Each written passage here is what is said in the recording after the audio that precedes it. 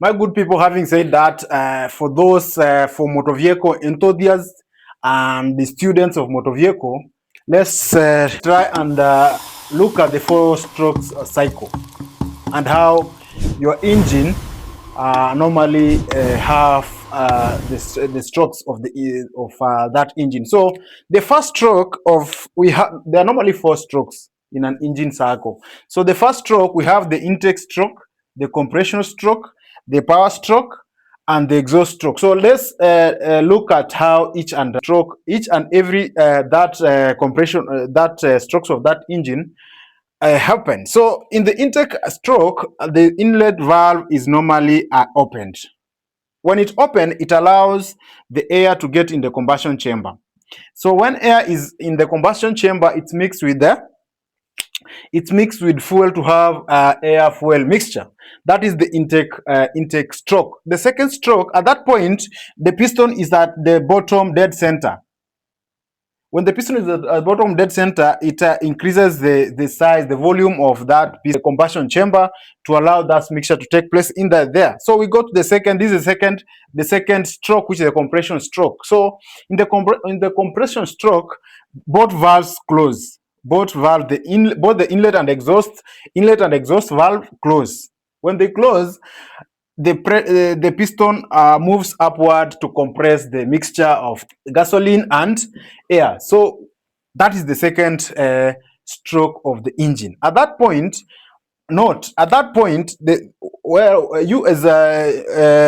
should be very keen on the compression stroke. You know that the inlet valve is closed and the exhaust valve is also closed. When that is closed, that is when we have the compression to allow a maximum compression of the the air fuel mixture. Then we go to the third stroke. The third stroke is the power stroke.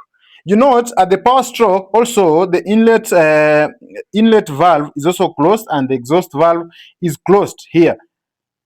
Both are closed to give the stroke. At when the compressed air when the piston moves up and compress that air fuel mixture to its maximum point, a signal is sent through the ECU, sends a signal to induce spark in the air fuel mixture. So when a spark is induced, that is when now we have the fuel air mixture being burned. When it's burned, when it pushes the piston downwards. When it pushes the piston downwards, the kinetic energy now is turned to motion.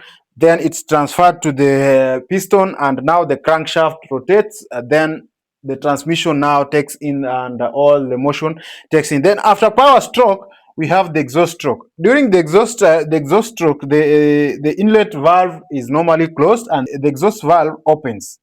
So the piston moves upward to push out now these burned gases that was already been used. This cycle normally takes place in milliseconds. So the exhaust gas is allowed to escape from the combustion chamber, and the cycle repeats itself. That is how the four strokes of the engine, the four stroke cycle normally happen. So I hope someone learned this today. So my good people, if you are interested in this kind of content, dial us to subscribe to our YouTube channel. We are at Ideal Mwita, all platform, TikTok Ideal Mwita, Instagram Ideal Mwita, Facebook Ideal Mwita.